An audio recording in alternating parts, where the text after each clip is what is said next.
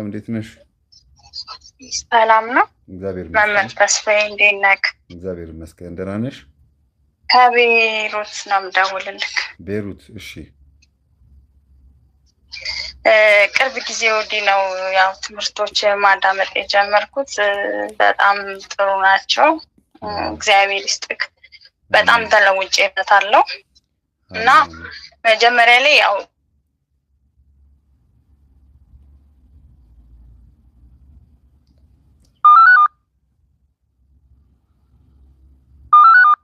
ከመሀል ነበር ምስል ሄላው እየሰማሁ ነው። አሁን 40 ላይ ደርሻለሁ እና እጸልያለሁ፣ ሰግዳለሁ። በጣም ትልቅ ለውጥ ነው ያገኘሁት። እኔ ስለተለወጥኩበት ያው ለጓደኞቼም ሼር እያደረኩኝ ነው እና 4 ከባድ ህልሞች አይቻለሁ መጸለይ ከጀመርኩ ጀምሮ። እሺ። እና የዛሬው ልንገርህ። ዛሬ ያየሁት የሞት ሰው ነው፣ የጓደኛዬ አባት ነው እና ቤታቸው ሄዳለሁ ጓደኞቼ ጋር እና ያ ሰው እዚህ ሆኜ ነው፣ አሁን ነው በቅርብ ነው ሞቷል የተባለው። ከዛ ኢትዮጵያ ሄጄ ነው ይመስለኛል አየሁት። የጓደኛዬ ወንድም እንዲህ ለልጆች የሆነ ነገር እያደለ፣ ከዛ እኔም ቆሜ ነበር በር ላይ። እንዴ ሞተሃል አልተባለም እንዴ ምናምን አልኩት። አይ አልሞትኩም ምናምን አለኝ። ከዛ በኋላ ሄጄ እንዴት ነው በቃ አግኝተው ማታውቀው ሰው፣ ከዛ አቀፍኩት ምናምን፣ እሱም አቀፈኝ። ከዛ እንዴት እንደሆነ አላውቅም። ከዛ ከሰዎቹ መሀል ወደ ጭር ወዳለ ቦታ ይዞኝ ሄዶ ከንፈሬን እየሳመኝ ነው። ከዛ በኋላ እኔ ፍላጎቴ አይደለም እሱ ነው ፍላጎቱ። ከዛ በኋላ ትቼው ወዴትም እንደሄደ እሱ አያውቅም። ወደ ቤት ሲሄድ አያቴ ነበረች፣ ተቆጣችኝ። የት ነበርሽ እስካሁን ምናምን እያለች እየተቆጣችኝ መልስ አልሰጣትም፣ ባንኩኝ። በጣም ይገርማል። የሞተ ሰው በህልም ማየት 2 ትርጉም አለው። አንደኛ በመንፈሳዊ ትርጉም ስናየው በጣም ትልቁ ነገር ወደ አንቺ በዙሪያሽ ካሉት ሰዎች መካከል የሞቱ ሰዎች ሲመጡ ተረኛ አይነት ነገር ነው። ተረኛ ስልሽ ትሞቻለሽ ሳይሆን ለሞት የሚዳርግ ህይወት ውስጥ ነው ያለሽው እና እንደዛ ሰው አንቺም ትቀጥያለሽ። ሰው ከሞተ በኋላ ድጋሚ ሩካቤ ካማረው ያ ሰው በኃጢአት እንደሞተ ማሳያ ነው። የሞተበትን መንገድ ነው የሚያሳየው እና እጅግ በጣም ልትጠነቀቅ የሚገባሽ፣ ንስሐ ልትገቢበት የሚገባሽ ጊዜና እድሜ ላይ መሆንሽን የሚያሳየው። አንድ እንግዲህ ግልጽ ነው የማወራሽ። እሺ። ህልም ብዙ ጊዜ እናቶች ሲፈቱ፣ አባቶች ሲፈቱ ተጠንቅቀው ነው የሚፈቱት እና ግን እንግዲህ እኔም በተቻለ መጠን በግልጽ ምን ነገር የሚገባውን በግልጽ፣ በጣም አደገኛ የሆነው ነገር ደግሞ መላእክቶች ሲያሳዩን በጎረቤት ሰፈር ውስጥ የሆነ ሰው ሲሞት ያሳዩናል። አይደለም በህልም በእውን ራሱ እንኳን ጎረቤት ሰው ሲሞትና ደረት ሲደቃ ሲለቀስ ምን ሲባል ሞት ወደኛ ቤትም ሊቀጥል እንደሚችል ማሰብም ትልቅ ትምህርት ነው። ግን በህልም ሲሆን የሞትን ሰው በህልም ማየት ማለት ኢቭን እድሜን ለማወቅ ጥረት ማድረግ፣ በኃጢአት ውስጥ ከሆንክ ንስሐ ካልገባህ ወይም ንስሐ ካልገባሽ ሞት በዙሪያሽ እያንጃበበ ነው ማለት ነው። ሞት የሚባለው በመንፈሳዊ ሲመጣ ነፍስ ከስጋ መለየት ማለት ነው። ከእግዚአብሔር ጋር መጣላት፣ በኃጢአት ውስጥ መዘፈቅ ነው። በኖርማሊ በእናቶቻችንም አፈታት ስናየው በስነ ልቦናም በምንም ስታየው ደግሞ በውስጥሽ ልታሸንፉ ያቃተሽ ግን ከባድ የሆነና ለአደጋ የሚዳርግ ልትላቀቅ ያቃተሽ ሌሎች በጣም ብዙ ሰዎች የሞቱበት የተሸነፉበት አንድ የሆነ ባህሪ አንቺ ጋር አለ። ጸባይ፣ ይቅርታ ባህሪ አይደለም ጸባይ፣ ንስሐ ቶሎ ቶሎ የሚያስገባሽ ይሄን ነገር እንዴት አድርጌ ነው መቀርፈው ብለሽ የተቸገርሽበት በውስጥሽ አንድ ሬሳ ተሸክመሽ ነው የምትዞሪው። ያ ደግሞ ለሰፈር ልጆች የሆነ ነገር ሲያድል ያየሽው ያ ችግር አንቺ ጋር ብቻ አይደለም ሌሎችም ጋር ነው ያለውና እጣ ፈንታ ወደ አንቺ ይመጣል። አንድ ሰውዬ እንዲህ ነገር አይቶ ነበርና ወዲያውኑ በሰፈር ውስጥ የመንግስትና የፖለቲካ ጸብ ተነስቶ እነዛ ወረቀት በህልሙ ወረቀት ሲቀበሉ ያያቸው ሰዎች በሙሉ ታስረዋል፣ እስር ቤት ገብተዋል። ሞት ብቻ ላይሆን ይችላል፣ ግን ሰውየው የሞተ ሰው ነው። ወረቀት ነው የሰጣቸው በህልም እንዳለ ወረቀቱን የተቀበሉት ወጣቶች በሙሉ ቀድሞ ነግሯቸዋል። በህልም እንደዚህ አይቻለሁ ብሎ ቀድሞ በእውን ነግሯቸዋል። ይህንን ህልም በነገራቸው በሁለተኛ ነው በሶስተኛ ሳምንቱ እንዳለ በመንግስት ተጠራርገው እስር ቤት ነው የታሰሩት። ስለዚህ ግዴታ የሞተ ሰው መጥቶ የሆነ ነገር ሲሰጥ ሁሉም ይሞታል ወይም ደግሞ ሞትን ነው የሚያድለው ማለት ሳይሆን አንድ የሆነ ልናሸንፈው የሚገባን ግን ልንቋቋሙ ያቃተን የሞተ የሆነ እንደ ሬሳ የሚሆንብን የከበደ ነገር በውስጣችን እንዳለ ማሳያ ነውና ይሄ ሰውዬ በአንቺ ውስጥ በሁለቱም ሲፈታ አንድ ልታሸንፍ የሚገባ መንፈሳዊ ጥንካሬ ማግኘት የምትችይበት መንፈሳዊ ህይወት፣ ዓለማዊ ህይወትሽ ውስጥ ደግሞ እንደ ሬሳ የተጋደመብሽ ኢቭን ከንፈርሽን መሳሙ ራሱ ምን ያህል ቅርብሽ እንደሆነ ገባሽ? አይነ ጥላው በአንቺ ውስጥ ሆኖ እንዴት አድርጎ ቅርብ ሆኖ ሁልጊዜ ዶሚኔት ተጽዕኖ እንደሚፈጥርብሽ ማሳያ ነው። መንፈስ ነው ሙሉ በሙሉ ማለት ባይቻልም ግን ልትቋቋሚ ያቃተሽ ወይም ልታሸንፍ ያቃተሽ አንድ የሆነ የህይወት አካል የሆነ አንድ ልማድ አለ ማለት ነው። አብሮሽ ያደገ ነገር እሱን ማስወገድ አለብሽ። አያትሽ መቆጣታቸው የሚያሳየው ወደኋላ መለስ ብለሽ አስቢ። በእድሜ የገፉ እናቶች ብዙ ጊዜ በህልም ከተቆጡን ምን ይባላል?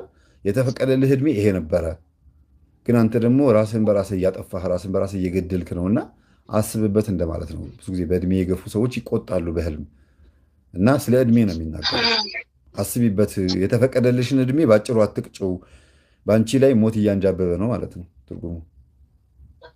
እና እሺ አመሰግናለሁ። ይሄውም ደግሞ ዛሬ የሚያየሁት ነው። ከዛ በኋላ ባነንኩና ሰዓት አይቼ ገና ነው ሰዓቱ 3 ሰዓት ምናምን ነው በዚህ ሀገር እና ተመልሼ ተኛሁኝ። እዛ ከተኛው በኋላ ሊፍት ውስጥ ነው ይመስለኛል።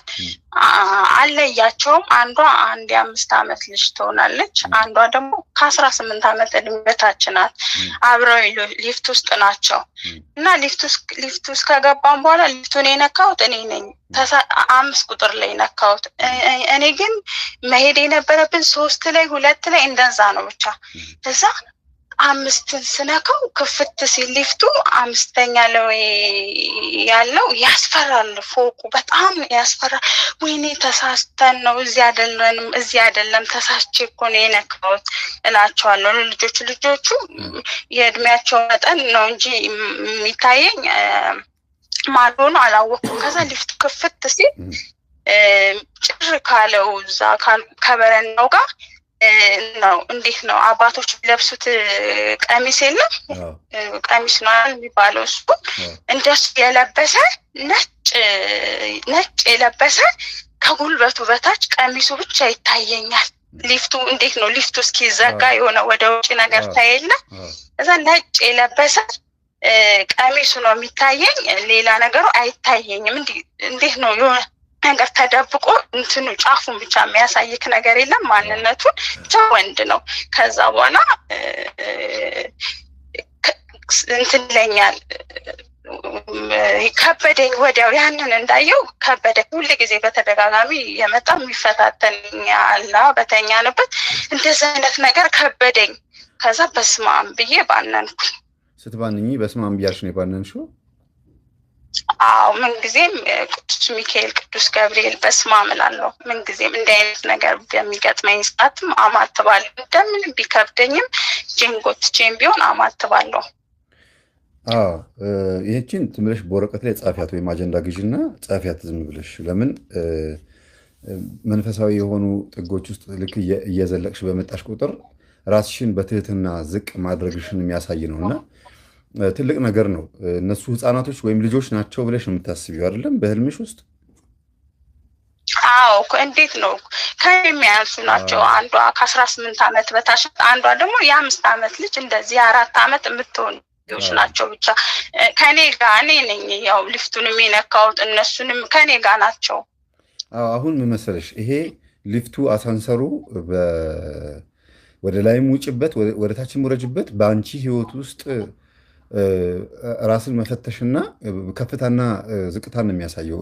ከውርደት ጋር አይገናኘውም። ለምን ወደሽ ፈቅደሽ የምትነኪው ስለሆነ ራስን ዝቅ ለማድረግ ከታች ወደ ላይ ስትወጪ መንፈሳዊ ልዕልናሽን ነው የሚያሳየው፣ መንፈሳዊ ከፍታሽን ነው የሚያሳየው። እና መሄድ የምትፈልጊው 3ኛ ፍሎር ላይ ሆኖ 5ኛ ላይ ከደረስሽ እና እኔ እኮ እዚህ አልነበረም መምጣት የምፈልገው ብለሽ ደግሞ አጠገብሽ ያሉትም እየሰሙሽ እንትን ማለትሽ ትህትናን ነው የሚያሳየው። በአንቺ ህይወት ውስጥ ያለውን እነዛ ህፃናቶች አንቺ ውስጥ ያሉት ህፃናቶች ልትንከባከቢያቸው የሚገቡ መንፈሳዊ ባህሪያቶችሽ አሉ። ለምሳሌ ደግነት፣ የዋህነት፣ በጣም ቅንነት ከአንቺ ጋር አብረው የሚሳፈሩ አሉ። ለምሳሌ መስሪያ ቤት ስትሄጂ ታማኝነት ከሆንሽ ያን ታማኝነትሽን መጠበቅ አለብሽ። ሙስና፣ ጉቦ ምናምን እንደዚያ ነገሮች እንካፈል ሲሉሽ በፍጹም ታማኝ መሆን። ቤት ስትመጪም ለባልሽም ለራስሽም ታማኝ መሆን። እነዚህ ህፃናቶች ብዙ ጊዜ በህልም ህፃን ልጅ አጠገብሽ ካየሽ አንቺ ውስጥ ያለ መልካምነትን ነው የሚያሳየው። ልትንከባከቢ የሚገባ እንክብካቤ የሚያስፈልገው አንድ የሆነ የህይወት ጥግ አለሽ ማለት ነው። እና ይሄ አምስተኛው ሊፍት ላይ መተሽ ግን ነጭ ልብስ ለብሶ ያየሽው ምንም እንኳን ሶስተኛ ላይ መምጣት ፈልገሽ አምስተኛ ላይ ብትወጪም የሚገባሽን አሳይቶሻል። እዛ ደረጃ መሄድ ትችያለሽ፣ ተፈቅዶልሻል። አንቺ ግን እታችን ያለሽው ወደ ታች መሄድ ነው የምትፈልጊው ብለሽ አሁንም እዛው ነው የቆምሽው። ስለዚህ አሁን ስለትን መሳል ከሆነ መጸለይ፣ መስገድ፣ ስጋው ደግሞ መቀበልም ከሆነ እስከሚቀጥለው እስከ ቻልሽው ድረስ መሄድ ነው እንጂ እኔ አይገባኝም ብለሽ ስጋው ደግሞ ላለመቀበል ራስሽን መግታት የለብሽም ብዬ ነው የማስበው። አይምሮሽ ያለው የት ነው? ሶስተኛው ደረጃ ላይ ነው። ስጋሽ አካልሽ ያለው ግን ማነው? ሁሉ ነገርሽ፣ ንግግሮችሽ፣ ፍርሃትሽ፣ ድፍረትሽ ሁሉ ነገር ያለው ግን ላይ ነው።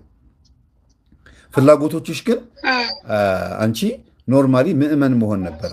ምናልባት አይታወቅም። አንዳንድ ጊዜ እንደ ምዕመን ስነግርሽ ከቅዱሳን ጋር የማስተካከል ጉዳይ አይደለም፣ ግን የሚገባሽን ደረጃ እግዚአብሔር በፈቃዱ በቸርነቱ ሲሰጥሽ አንቺ ግን ያንን እየከለከልሽ ነው ያለሽው ማለት ነው። ለመመለስ ወደኋላ እዚህ ድረስ መሄድ የለብኝም፣ ስለዚህ ጉዳይ በደንብ ማወቅ የለብኝም፣ ይቅርብኝ ብለሽ የምትገቻቸው አንቺ ህይወት ውስጥ ግን እግዚአብሔር የሰጠሽን ጸጋ እየከለከልሽ እንደሆነ የሚያሳይ ነገር ነው። እና መውጣት ነበረብሽ ከሊፍቱ። ያንን ልብስ ስታይ ወደዛ ቦታ መሄድ ነበረብሽ። ተፈቅዶልሻል፣ ግን አሳንሰር ውስጥ ነው ያለሽ ወይም ሊፍት ውስጥ ነው ያለሽው። እነዛ ህፃናቶች ያልኩሽ በአንቺ ውስጥ ያለ የስላሴ ልጅነት ወይም ደግሞ ያንቺን በልጅነት ያሳለፍሻቸው መልካምነቶችሽን አብረውሽ ከአንቺ ጋር አሉ።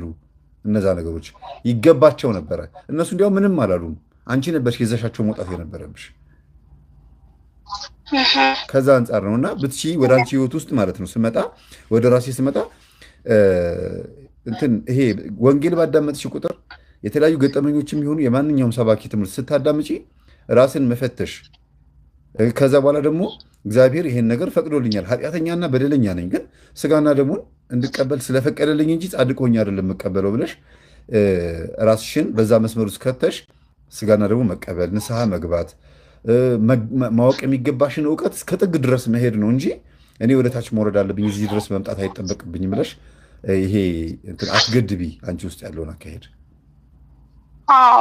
እሺ፣ በጣም ነው የማመሰግነው። በቅርብ ነው አንቺ ውስጥ አለ። በማለት በቅርብ ነው በገና ጾም ውስጥ የገብርኤል ዕለት ቤተክርስቲያን ሄጄ ከጓደኛዬ ጋር ሄድ ነውና ያው ንስሐም ወስጄ አላውቅም ነበር፣ አልጾምም ነበር። እጸልያለሁ። እኔ እግዚአብሔርን በጣም ነው የምወደው፣ በጣም ነው የማመልከው። በቃ ክርስትና በጣም የምወድ ሰው ነኝ፣ ግን ደግሞ ዓለማዊም ነኝ። ገባ ካለ እና በአጋጣሚ ከቤተ ክርስቲያን ተሳልሜ ስወጣ እዚህ ቅዱስ ገብርኤል ቤተ ክርስቲያንን የሚያስተዳድሩት አባት ቢሮ ተቀምጠው ነበር እና አንዴ ጓደኛዬ ለመስቀል እንሳለም አባ ጋር እሳቸው እያነበቡ ነበር። እሺ ልጆች ይግቡ አሉን። ገባን። ልክ ልወጣ ስል እጄን ያዙኝ። ከዛ እንግዲህ ገብርኤል ሲጠራ ከእግዚአብሔር ሳላስበው ነው የጠራኝ ፈጣሪ እና እጄ ጥፍሬን አዩት። ከዛ ልጄ ጥፍር አይዋጭርሽም ይጠቅማል አሉኝ እና ያው ቀና ብሎም ለማየቱም ድፍረት አልነበረኝም። አይጠቅምም ዳይቁረጪ ምናምን አሉኝ። እሺ ለምንድን ነው ንስሐ የማትገቡት አሉን።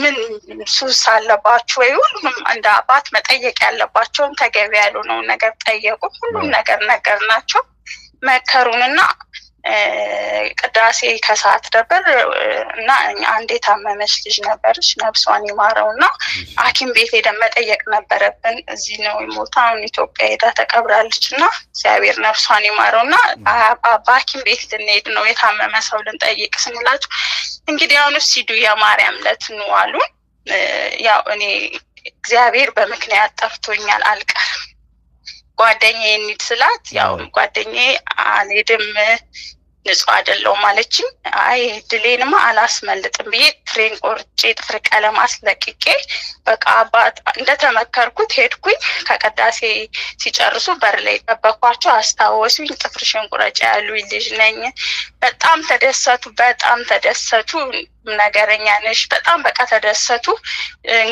እንግዲህ ቀን ሙሉ ነበር ያዋሉት እሳቸው ያው ቢዚም ስለነበሩ ለኔ ጊዜ ሰጥተው ንስሐዬን ወስደው ቄዳር አጥብቀውኝ ያው ጾም ጸሎት ሰጥተውኝ ወደ ቤት መጣሁኝ ከዛ በኋላም ነው ያንተን እንትን ማዳመጥ የጀመርኩት ያው ሰብስክራይብ አድርጌያለሁ ፍለፊቴ ትፈጣለ ከዚህ በፊት ግን እያየው እንዲከፍተውና ተዋዋለሁ አላዳምጥም ንስሐ ከወሰድኩኝ በኋላ መጸለይ በደንብ ከጀመርኩኝ በኋላ ግን ፕሮግራምህን ጓደኛዬ በጣም መቀርባት ጓደኛዬ ያለች እና ገጠመኝን ተከታታይ ምናምን የሆነውን ሁሉ በየቀኑ እንወያያለን ህልም ባይ በላይፋችን ላይ ሁሉ ነገር ያው እሷ በጣም ተከታተላለች ማዳመጥ ጀመርኩኝ ብዙ ነገር እየነቃውኝ አንተ በምታስተምራቸው ነገሮች ላይ ብዙ ከኔ ጋር በቃ ራሴን መመርመር ጀመርኩኝ ከብዙም ነገር ደግሞ ያው መቆጠብ ይሄ ነው አይሽ የኔት ከፍታሽ ይሄ ነው አንቺ ንስሐ መግባትና ኖርማሊ ከኃጢአት ለመራቅ ነበረ ፍላጎትሽ ሶስተኛ ፍሎር ላይ ማለት እንግዲህ ካለሽበት ደረጃ ትንሽ ከፍ ማለት ነበር ይፈልግ እግዚአብሔር ግን እስከ 5 ድረስ ፈቅዶልሻል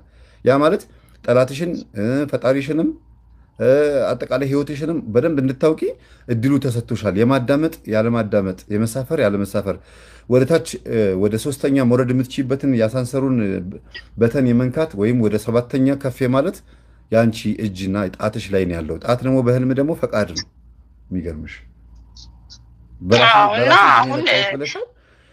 በእጅሽ የነካሽው ፈቃድሽ እግዚአብሔር የፈቀደልሽ ወይም ደግሞ የተሰጠሽ ተፈጥሮ እስከ 5 አይደለም ከዛ በላይም ፎቅ ቢኖረው ይፈቅድልሻል ኦሬዲ በህልም ያይሽው 5 ነው ምናልባት 5 መሆኑ ቁጥሩ አንቺ አይምሮ ውስጥ 3 ከሚለው በላይ 2 ጨምሮ እግዚአብሔር ጨምሮልሽ እስከዚህ ድረስ ፈቅጄልሻለሁ ማለት ሊሆን ይችላል ግን በትቺ አሁንም ቢሆን አትገድቢ እሺ እግዚአብሔር እስከፈቀደልሽ ድረስ ይበቃኛል ምናምን የሚባል ነገር የለም ወይም ደግሞ አይ ከዚህ በላይ መሄድ አልፈልግም አትበይ የት ድረስ እንደፈቀደልሽ ስለማታውቂው ዝም ብለሽ በመንፈሳዊ ህይወትሽ ላይ እድገት እያመጣሽ በነገሮች ሁሉ ከእንጀራ ማለት ከወተት ወደ እንጀራ ከእንጀራ ወደ ስጋ ከስጋ ወደ አጥንት መቆርጠም ነው ማደግ ያለብን እንጂ ሁሉ ጊዜ የዛ ወተት ላይ እንደ ህፃን መሆን የለብንም ብዬ አስባለሁ አዎ በጣም ልክ ነህ እኔ አባት ነሳ አባቴ እግዚአብሔር ይስጣቸው በሳሪ በቃ እኔ እግዚአብሔር ነው ልክ እኔ ሳላስበው ነው የጠራኝ ኢትዮጵያ ጄድ ነሳ ገባለው ስል ብዙ በቃ ታውቃለህ አርቄ ነው ማስበው ግን ፈጣሪ ደግሞ እኔ ባላሰብኩበት ሰዓት በቃ ጠራኝ እና እኔ አሁን በፊት የነበረኝና አሁን ያለኝ ብዙ ነገር ለውጥ አለ እንደገና ደግሞ ትምህርቶች በቃ በደንብ ነው ማዳምጠው ካንተ ማልፌ ያገኘሁትን ትምህርት ነው ማዳምጠው ማለት ነው ከሌ ያለልን በቃ ያገኘሁትን ትምህርት አዳምጣለሁ መጽሐፍ ቅዱስ አነበብኩኝ ከቤተ ክርስቲያንም ሄጄ ምስል ገዛውኝ ቤት ለጠፍኩ ጸልያለሁ ምን እላለሁ በቃ በጣም ደስተኛ ነኝና ሌላው ህልሜን ደግሞ ልንገርክ ሌላ ሁለት ጥያቄ ሆነብኝ ህልም አለ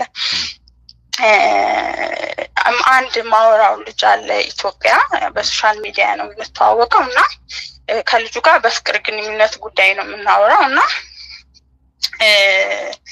ይመስለኛል ከልጁ ጋር አብረን መኖር ጀምረን ነው ገና አዲስ ቤት ነው እሱ የለም እና እኔ ቤቱን እያስተካከልኩኝ ነው ፍራሽ ነው የተነጠፈበት ፍራሽ ገና አዲስ ቤት እንዴት ነው የመጀመሪያ ቀን ምንም ቃል የለው ከዛ አንዲት ሴትዮ ትልቅ ናት ትመጣለች አጭር ናት ጸይምም ጥቁርም ማትባል እሱን ፈልጋ ነው መሰለኝ የምትመጣው አላውቅም ከዛ በኋላ በእንትን በጥሩ መንገድ አይደለም የመጣችውና አልተደባደብንም፣ ምንም አልተናገርኳትም። ብቻ የሚታወቀኝ በጆጌ እጅ ማስታጠቢያ ጆጌ የለም፣ በሱ እየቀዳሁኝ ጸበል በቅዱስ ሩፋኤል ስም እያልኩኝ እረጫታለሁ። በቅዱስ ከዛ ከቤት ውስጥ መዘፍዘፊያ ነገር ይዛ ነው የምትወጣው እና በቅዱስ ሩፋኤል ስም እያልኩ እየደጋገምኩ ነው።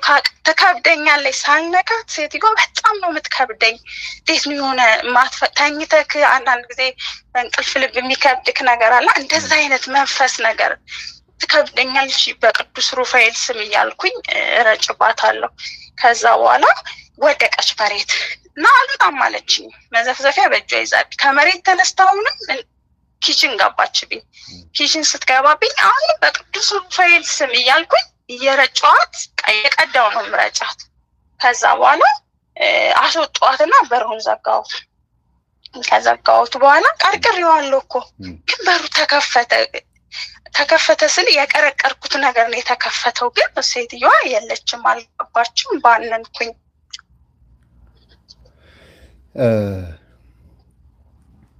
በጣም እድለኛ ነሽ በእውነቱ፣ እግዚአብሔር ይወድሻል። ግን በትቺ ለአንቺ ብቻ ሳይሆን ለፍቅረኛሽም ጸልይ። ካለሽ ከሌለሽ ደግሞ ወደ አንቺ ለሚመጣው ሰው ጸሎት የምትጸልይ ነው መሆን ያለብሽ።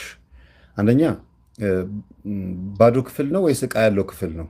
ይሄን ለይልኝ። ገና ምንም የለው። እንዴት ነው የመጀመሪያ አልታደረበትም ቤቱ ሁላ። ይኸውልሽ ባዶ ቤት ማለት ባዶ ቤት ገብቶ መቀመጥ ማለት አንቺም እሱም የምትፈላለጉት ለትዳር ሳይሆን ለጊዜያዊ በቃ ስለወደደሽ የምትቀርቢው ሰው በህይወትሽ ውስጥ ይመጣል እና አንቺ ምናልባት የምትፈልጊው ለትዳር ነው። ምክንያቱም መዘፍዘፊያ ቤት ውስጥ አለ ብለሻል። በጆጉ ደግሞ የሩፋኤልን ጸበል እየረጨሻት ነው ያለሽው። ያ የሚያሳየው አንቺ ውስጥ ትንሽዬ እርሾ አለች ቤት ውስጥ እንትን የምትል ለትዳር የምትጠቅም ዓላማና ዕቅድ ማግባት መውለድ ምናምን የምትል ዓላማ አለች። ግን ቤቱ ባዶ መሆኑ የሚያሳየው ለጊዜው በአንቺም በሱ መካከል በገንዘብ ይሁን በእድሜ በቤተሰብ ጉዳይ በምን አይታወቅም፣ ስለ ትዳር አላወራችሁም፣ አላስባችሁበትም። የፍቅር ጊዜያችሁና የስጋዊ ፍላጎቶቻችሁን ብቻ ነው የምታዘጋጃጁት። ባዶ ቤት ማለት የሚያሳየው አንቺና እሱ ብቻ ነው። በቃ ስለ ሁለታችሁ ብቻ ነው የምታስቡት እንጂ ስለ ቀጣይ ስለ ድስት፣ ስለ ቴሌቪዥን፣ ስለ አልጋ፣ ስለ ምናምን ነገር ብዙም ያን ያክል ፍራሽ ብቻ ዙሪያውን አንድ ሳይሆን ዙሪያውን ፍራሾች ተነጥፈዋል እኮ። ፍራሽ ብቻ እኮ የተነጠፈው አንድና አንድ ፍላጎቶቻችሁ መተኛት ወይም ደግሞ ሌላ ጉዳይ ያው ዞሮ ዞሮ ይገባሻል። ፍላጎቶቻችሁ ያ ብቻ ነው የሚሆነው። ስለዚህ አንቺ ግን በውስጥሽ አንዲት ትንሽዬ የተቀጣጠለች እርሾ አለች፣ ትልቁን ሊጥ የምታቦካ ማለት ነው። እኔ በላይፌ ውስጥ ቀልድ አልፈልግም እላለሁ። አሁን እንድታመዛዝኝ የምፈልገው ያዳመጥሽኝ ነው በደንብ። ከዛ ሴትዮዋን ስትመቻት መዘፍዘፊያውን አነሳች። መዘፍዘፊያ ደግሞ ልብስ ማጠቢያ ነው ወይም ደግሞ የሆነ ነገር ውሃ መሙያ ነው። ውሃ ደግሞ እህል ውሃ ነው። እህል ውሃ ቤት ውስጥ ትዳር ማለት ነው። መዘፍዘፊያው እንደ ትዳር ነው የሚታየው። ያን ልትወስድብሽ ትፈልጋለች። ይሄ የሚያሳየው ፍቅረኛሽን ወይም ያንቺ የሆነውን ሰው የምትወደው ሌላ ሴት አለች። ይሄ ለእኔ ነው የሚገባኝ ለአንቺ አይደለም። ዕቃ ነው የወሰደችው። ዕቃ መውሰድ ደግሞ ትዳር ነው። ዕቃ መውሰድ ደግሞ አንቺ ቤት ጸበል፣ መንፈሳዊ ሕይወት በምትይበት ሰዓት እሱ ውስጥ ግን እሱን የምትወድ ሌላ ሴት ወይ በቡዳ የበላችው ወይ መስተፋቅር ያደረገችበት ሴት አለች። ትዳርሽ ውስጥ ፈተና የምትሆንብሽ ሴት እሱ ውስጥ አለች። አይነ ጥላም ትሆናለች። ያቺ መንፈስ መሆኗ የሚያሳየው ጸበል ስትረጫት ኪችን ደግሞ ትገባለች። ኪችን ማለት ደግሞ ላይፋችሁ፣ ኑሯችሁ፣ ትዳርን የምትመሩበት ደሞዝ፣ ገንዘብ፣ ማንነት ነው። ስለዚህ ያንንም ልትጎዳ ትሞክራለች። በኢኮኖሚ ለምሳሌ እሱ ደሞዝ ከሌለው አንቺ ደሞዝ ካለሽ ወይም ደግሞ እሱ ደሞዝ ካለው አንቺ ከሌለሽ ሁለታችሁም ካልተጋገዛችሁ ኢኮኖሚ ሊጎዳ ይችላል። ከዛ አንጻር የምትበሉት እስከምታጡ ድረስ እዛ ገብታ ልታተረማመስ ትችላለች ይቺ መንፈስ። ገባሽ? እና በትዳርሽ ላይ እንዲህ አይነት መንፈስ ስለሚመጣ ትዳርን ደግሞ የሚጠብቅ ሩፋኤል ነው፣ የታወቀ ነው። የቅዱስ ሩፋኤል ስልጣን 4 ነው ብያለሁ ባለፈው ሳስተምር፣ ስለ ነገረ መላእክት ሳስተምር ሰምተሽ ሊሆን ይችላል። ሩፋኤል ፈታሄ ማህፀን ነው፣ ልጅ የሚሰጥ ነው፣ ትዳር ይጠብቃል። ንብረት፣ የባንክ ቡክ አካውንቶቻችን የሩፋኤል ስዕል ወይም በሩፋኤል ጸበል አሸት ማድረግ ነው። ለምን? ከንብረት ጋር በተገናኘ ሩፋኤል ነው የሚመለከተው። አጋንንትን ያሳድዳል። ሰዳዲ አጋንንት ነው እንዲሁም ደግሞ በዓመት አንድ ጊዜ ጳጉሜ 3 ቀን ስለ ሰው ልጆች ኃጢአት ይጸልያል እና ሩፋኤል ብዙ ስራ ያለበት መልአክ ነው። ወደዚህ ስመጣልሽ የሩፋኤልን ስም እየጠራሽ እንትን የምትይው ቅድመ ሁኔታ እኔን ብትጠሪኝና አብረን በቤት ብንገባ ስዕሉን ይዘሽ ብትገቢ ትድኛለሽ ከእንደዚህ አይነት መንፈስ ብሎ እግዚአብሔር ቀድሞ እያመለከተሽ ነው። ይሄ ቀድሞ ጥቆማ ነው እና ኃላፊነቱን ስጪ ለቅዱስ ሩፋኤል ማለት ነው። አንቺ ውስጥ ያለውን እሳት አቀጣጢው ነው። ከዛ ካስወጣሻት በኋላ በሩን ትዘጊዋለሽ። ይሄ የሚያሳየው በዚህ ጉዳይ ላይ በትዳርሽ ላይ የምትፋለሚው አንቺ ብቻ እንደሆንሽ እና እሱ እዛ ቦታ ላይ አለመኖሩ ምንም ግድ እንደሌለው ምንም ቦታ እንደማይሰጠው ቦታ ቢሰጠውም እንኳን እንደማይችላት እንደማያሸንፋት ማሳያ ነው። በሩን የዘጋሽው አንቺ ነሽ። ያ ማለት የልብሽን በር መዝጋት ማለት ነው። በር ሲዘጋ ብዙ ጊዜ ከልብ ጋር ነው የሚገናኘው። የልብሽን በር የዘጋሽው መንፈሳዊነት ይበልጥብኛል፣ እሱ ቢኖርም ባይኖርም በእኔ ትዳር ውስጥ በእኔ ህይወት ውስጥ ይችን መንፈስ ግን ማባረር አለብኝ ብለሽ እየተፋለምሽ እስከ ጥግ የምትሄጂው አንቺ ስለሆንሽ ከአሁኑ ወገበሽን ጠበቅ አድርጊ። ኢቭን በሩን ዘግተሽ እንኳን አንቺ ስትመለሽ በሩ ይከፈታል። ያ የሚያሳየው በባልሽ በኩል ያለው ክፍተት ነው። አንቺ ዘግተሽው ስትመለሽ በሩ ይከፈታል፣ ግን የለችም፣ አልገባችም። ያ የሚያሳየው ወይ እሷ ይዛው ሄዳለች፣ በሩ ሲከፈት አልገባችም፣ በሩ ግን ተከፍቷል። ያ ድጋሚ ለጠላት ወይም ደግሞ ሌላ ጠላት፣ ሌላ መንፈስ፣ ሌላ ሌባ እንዲገባ አንቺ የዘጋሽውን በባልሽ በኩል በሚፈጠር ክፍተት አሁንም ለጠላት አሳልፎ የሚሰጥ ደካማ ጎን አለበት ባልሽ ላይ እና እንደገና ወደኋላ መለስ ብለሽ በሩ መክፈት መዝጋት እንዳለብሽ ማሳያ ነው። በር የልብ ነው። በር ተስፋ ነው። በር በህይወትሽ ውስጥ የሚመጣ እድል ነው። ብዙ ጊዜ በበር የሚመሰለው እና ይህም ባየውበት ማግስት ለሱ ህልሙን አየው እንዲኛ አላልኩትም፣ ግን ጸበል በጣም ነው የሚያስፈልገኝ የቅዱስ ሩፋኤል ጸበል እና የምትመጣ ልጅ አለች። እኔ አውቄ ነው፣ ምክንያቱም ጠርጥሬ ነው እቺ ነገር እቺ ሴት የመጣችሁ እኔን ፈልጋ አይደለም እሱን ፈልጋ ነው የመጣችሁ። ስለዚህ ይሄ ሰው በቃ ቅዱስ ሩፋኤል ሄዶ መጠመቅ አለበት ብዬ ሰፈሩ በጣም የማይገናኝ ነው። ሩፋኤል አዲሱ ገበያ እሱ ሰፈር በጣም ሩቅ ነው እና ሰው በሰው ላስመጣልሽ እኔ ቢዚ ነኝ ምናምን ሲለኝ በቃ እኔ ሰው ጸበል ያምጣልኝ አያምጣልኝ በምን አውቃለሁ እንዲያልኩት አውቄ ነው። ራስህ ሄደህ ካላመጣልኝ ጸበሉን አልፈልግም ምናምን ብዬው ሄዶ እንዲጠመቅ አድርጌያለሁ ጸበሉን። ከዛ በኋላ ቀርቶ የመጣውን ደግሞ ሄዶ ለጓደኞቼ እንዲሰጥ ወደዚህ እንደሚላክ እንድኝን አድርጌ በሰው ላምጣልሽ ያለው ምንድን ነው? ሂድ ስትዩ እሺ ብሎ መሄድ ሲችል ደካማ ጎን አለበት። ለመንፈሳዊ ጉዳዮች ላይ ቶሎ አይታዘዝም እና ስጋዊ ነገር የሚያጠቃው ስለሆነ በሩን የምትዘጊው ውጭ ብለሽ የምታባረሪያትም ቤት ውስጥ የምትፋለሚውም ጸበል የምትረጭውም ወይም ደግሞ አጠቃላይ መንፈሳዊ ተጋድሎ ውስጥ ያለሽው አንቺ ስለሆንሽ ይሄንን አሁኑኑ አውቀሽ አምነሽ ግቢበት። ካልሆነ ግን ይሄን ህልም ነግረሽው መንፈሳዊነቱን እንዲያሳድግ ስልጠና ውስጥ እንዲገባ ማድረግ ትችላለሽ። በድጋሜ ደግሞ አዩዋት አሁንም ራሷን የምትመስል ሴትዮ አሁንም ይመስለኛል ከነሱ ቤት አድሬ እየወጣሁ የቤተሰቦቹ ቤት ነገር ነው የሆነ መስኮት ስር ተኝቼ ነው ይመስለኛል ቤታቸው። እስከዛ በኋላ የሆነ የሚሄድበት ቦታ ስለነበር ወጣሁኝ። ስወጣ እነሱ በር ላይ ወጣቶች በቃ ብዙ ወጣቶች እንደዚህ ይሄ በዘር ምክንያት መንገድ ምናምን የሚዘጉ የሚረብሽ ወጣቶች እነሱን ይመስሉኛል እና ጩቤ ሁሉም በእጃቸው ጩቤ ይዘዋል እና እኔን አይነኩኝም። ከዛ እነሱ የሆነ የሚጠብቁት ነገር አለ ከሌላ ቦታ የሚመጣ ነገር።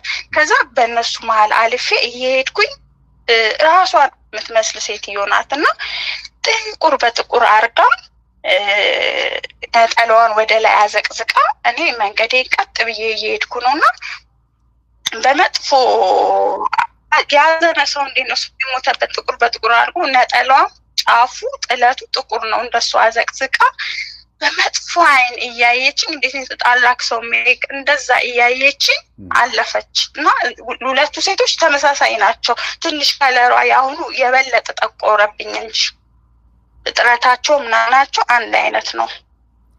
እኔ የምልሽ ፍቅረኛ አለሽ አይደል? አዎ። ባል ነው ፍቅረኛ ነው ወይስ እጮኛ? ገና እግዚአብሔር የፈቀደው ነው። በተስፋ የምታወራው ነገር የለም እንደዛ። መልካም። ስለዚህ አንቺ እሱን ስታገቢው አይነ ጥላ ምን አዘጋጅታልሻለሽ መሰለሽ?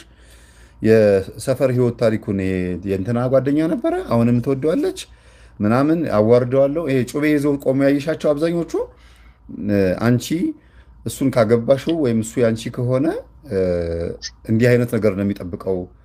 ብዙ ጊዜ በህልም ጩቤ ወይም ደግሞ የሆነ ነገር ከታየ በህይወት ውስጥ አንድ የሆነ ትንሽ እንደ ውርደት፣ እንደ ስቃይ፣ ቀዳዳ እንደ እንትን ነው የሚታየው። በመቼም ጩቤን ስታዩ ቢላ ነው፣ ያስፈራል፣ ያስደነግጣል። በዚህ ሁኔታ ውስጥ ደግሞ ህልም ሲሆን ደግሞ ፍቅረኛሽ ወይም ነገ ባሌ ይሆናል ብለሽ የምታስቢው ሰው ለአንቺ ያልነገረሽ ግን ካገባሹ በኋላም ሊሆን ይችላል አሁን ሲነግርሽ ብዙም ያን ያክል ለአይምሮሽ ልትቀበዩ ማትችይው አንዳንድ ነገሮች ልትሰሚ ስለምትችይ አይነ ጥላ ያዘጋጀችው ነገር ሊሆን ስለሚችል አትቀበይ ማለት ነው። አትመኛቸው። ያው አሰፍስፎ የሚጠብቁ አሉ፣ ሊያዋርዱ ወይም ችግር ሊፈጥሩ ማለት ነው። ሁከትና ግርግር ሊፈጥሩ የሚፈልጉ ስላሉ ከቁም ነገርም አትቁጠሪው። የምትከታተልሽ አለች። አንቺ ከሱ ጋር በመሆንሽ በሱ ውስጥ ሆና አይነ ጥላም ልትሆን ትችላለች። ከዚህ በፊት የተላከበት መስተፋቅር መንፈስም ሊሆን ይችላል። ስለዚህ አንቺ ከእሱ ጋር መሆንሽን የማትወድ እሱ ውስጥ ስለምትኖር መንፈሳዊ ነገር ባታይበትም እንኳን እቺ መንፈስ ናት እንደዚህ የምታሳስበው እንጂ እሱ አይደለም ወዶ አይደለም ብለሽ ልታስብ ይገባል ነው የኔ አባባል። ይሄ ነው። አመሰግናለሁ። አንድ ብቻ ላስቸግርህ፣ ይሄን ብቻ አፍታልኝ። አንድ ነው ይሄ የሚመላለስብኝ ነው አይሮዬ ላይ። ይሄ ምን የጓደኛዬ ባል ነው፣ ሞቷል። ያው በወሬ ነው የሰማሁት ሞቷል ሲባል። የጓደኛዬ ፍቅረኛ ነበር። ጓደኛዬ አሁን ሌላ አግብታ ነው የምትኖረው እና ይሄ ሰው እኔ የምኖርበት ቤት መጥቶ ይሁን እኔ እሱ ጋር እጄ አላቅም፣ ብቻ ከዚህ ሰው ጋር ምንድነው ወሲብ ስፈጽም በህልሜ ማለት ነው። ከዛ በኋላ በር ከፍቼ ሳስወጣው። ይሄም አሁን በቃ እነዚህ ሁሉ የምነግርህ መጸለይ ምን ማለት ከጀመርኩ በኋላ ያያዋቸው ህልሞች ናቸው። እና ምንድን ነው እና በጣም ደግሞ በቃ አንድም በጣም ጥያቄ የፈጠረብኝ በአካል አውቀዋለሁ። ከጓደኛዬ ጋር ያሉ ቤታቸው ሄድ ነበረ ምናምን። ስለዚህ ይሄ መንፈስ ላሳጥርልሽና ያው ሴቶች ብዙ ህልም ስለምታዩ ለሌሎች ሰዎች እድል ልስጥ ብዬ ነው። እና ሳሳጥርልሽ ከዚህ ከምትዩ ሰው የዝሙት መንፈስ ወደ አንቺ መጥቶ እንደነበረ ማሳያ ነው። አንቺ ባትመኘውም ብትመኘውም ከሱ የመጣ ነውና፣ ምክንያቱም አንቺ በር ከፍተሽ ካስወጣሽው አንቺ ውስጥ እንዲቀመጥ የማትፈልጊው አንድ ኃይል አንቺ ውስጥ ገብቷል እና ይሄ ሰው መሞቱን የሞተ ሰው ሆኖ ደግሞ አንቺ ውስጥ መምጣቱ የሚያሳየው በሁለት መንገድ ነው የሚተረጎመው። ራሱ ሰውየው አንቺን በዝሙት ፈልጎች ላይሆን ይችላል፣ ግን ለሞት ሊዳርግ የሚችል የዝሙት መንፈስ ወይም ደግሞ ኃጢአት በውስጥሽ እንዳለና ይሄን ነገር በንስሐ መገላገል ከአንቺ ውስጥ ማስወጣት እንዳለብሽ ማሳያ ነው። የሞተ ሰው መሆኑ በአንቺ ውስጥ ተደላድሎ የተቀመጠ በር ከፍተሽ ማስወጣትሽ ደግሞ ንስሐ መግባት ነው። ንስሐ መግባት፣ መጸጸት፣ ይሄን ነገር ዳግመኛ ላለማግኘት መጣር ነው። በትክክል ደግሞ ስትመጪ ወደ መናፍስቱ አሰራር ስለመጣልሽ ደግሞ እውነትም በትክክል ከልጁ የዝሙት መንፈስ ወደ አንቺ የመጣ ይኖራል። ስታወሩ ስትጫወቱ አለባበስሽን አይቶ ምናምን ያው መቼም ሰው ዓለማዊ ከሆንን ስትሄጂ ስትመላለሽ ሊመኝ ይችላል እና ያ የተመኘበት የዝሙት መንፈስ ወደ አንቺ ይመጣል እና በር ከፍተሽ ማስወጣት ማለት መስገድ፣ መጸለይ፣ በአንቺ ውስጥ የገባ መንፈስ አለና ይሄ መንፈስ አስወጪው ማለት ነው። እና አሁን ከነገርኩህ ህልሞች ውስጥ እኔ የሚፈታተነኝ ነገሮች አለ ብለህ ታስባለህ? አለው። አንቺ የሚፈታተንሽ ከምታውቂያቸው ሰዎች የሚመጣ መንፈስ ነው። እስካሁን ከነገርሽኝ ውስጥ አሁን እባብ፣ ዘንዶ ወይም ደግሞ የሆነ እንደዚህ ምናምን ትይኛለሽ ብዬ ነበር የምጠብቀው። እሱ ጌታ የዛር መንፈሱ አንቺ ላይ ተጽዕኖ ፈጥሯል ብዬ ነበር የማስበው። ይሄ ግን አብዛኛውን ነገር ከሌሎች ሰዎች አንቺ ውስጥ ይገባል ወይም ደግሞ ምናልባት ዛሩ ተደብቆ ሰብሳቢ ነው ማለት ነው። ውስጥ ሆኖ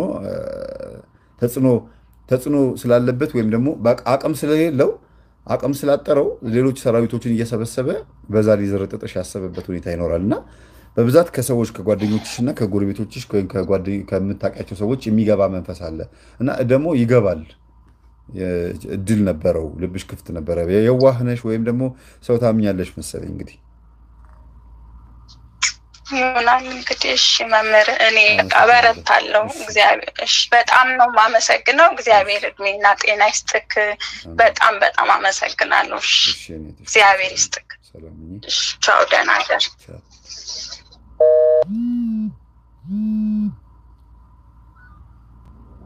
ሄሎ፣ አቤት። ሄሎ፣ አቤት። ሰላም መምህር። እግዚአብሔር ይመስገን። በመጀመሪያ አመሰግናለሁ። በጣም ባንተ ትምህርት በጣም ብዙ ነገር ተቀይሬያለሁ። እግዚአብሔር አክብርልን። ምስጋናውን እግዚአብሔር ይውሰድ። አዎ፣ እና አንዳንድ አጫጭር ህልሞች ናቸው። ትምህርት ቤት በጣም ከህፃን ልጆች ጋር ትምህርት ቤት መሄድ፣ ትምህርት ቤት መዋል፣ እንደገና ደግሞ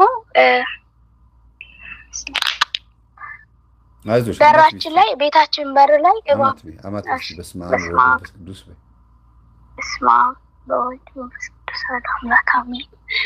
እና ከቤታችን በር ላይ እባብ ደም ሲልስ ማየት፣ እንደገና ደግሞ ቤታችን የቤተሰቦች ቤት በእሳት ሲቃጠል ማየት እና እሳቱን ማበርደው እኔ ነኝ። በእሳት